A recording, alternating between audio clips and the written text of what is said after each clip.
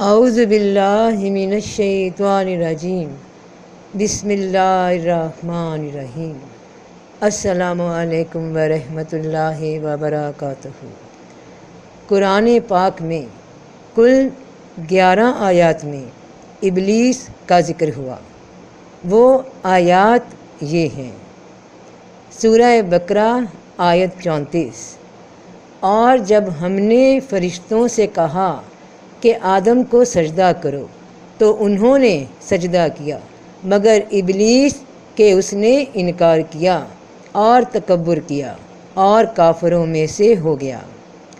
سورۃ الاعراف آیت 11۔ اور ہم نے تمہیں پیدا کیا، پھر تمہاری صورتیں بنائیں، پھر فرشتوں کو حکم دیا کہ آدم کو سجدہ کرو، پھر سوائے ابلیس کے سب نے سجدہ کیا، وہ سجدہ کرنے والوں میں سے نہ تھا۔ سورۃ الحجر آیت 31۔ مگر ابلیس نے انکار کیا کہ سجدہ کرنے والوں کے ساتھ ہو۔ سورۃ الحجر آیت 32۔ فرمایا، اے ابلیس، تجھے کیا ہوا کہ سجدہ کرنے والوں کے ساتھ نہ ہوا؟ سورۃ الاسراء آیت 61۔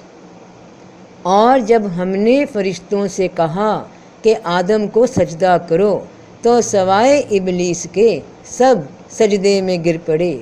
کہا، کیا میں ایسے شخص کو سجدہ کروں جسے تو نے مٹی بنایا ہے؟ سورۃ الکہف آیت 18۔ اور جب ہم نے فرشتوں سے کہا آدم کو سجدہ کرو تو سوائے ابلیس کے سب نے سجدہ کیا، وہ جنوں میں سے تھا، سو اپنے رب کے حکم کی نافرمانی کی۔ پھر کیا تم مجھے چھوڑ کر اسے اور اس کی اولاد کو کارساز بناتے ہو، حالانکہ وہ تمہارے دشمن ہیں۔ بے انصافوں کو، ظالموں کو برا بدل ملے گا۔ سورہ طٰہٰ آیت 116۔ اور جب ہم نے فرشتوں سے کہا کہ آدم کو سجدہ کرو تو سوائے ابلیس کے سب نے سجدہ کیا، اس نے انکار کیا۔ سورۃ الشعراء آیت 95۔ اور ابلیس کے سارے لشکروں کو بھی۔ سورۃ سبا آیت 20۔ اور البتہ ابلیس نے ان پر اپنا گمان سچ کر دکھایا، سوائے ایمانداروں کے ایک گروہ کے سب اس کے تابع ہو گئے۔ سورۃ صاد آیت 74۔ مگر ابلیس نے نہ کیا، تکبر کیا اور کافروں میں سے ہو گیا۔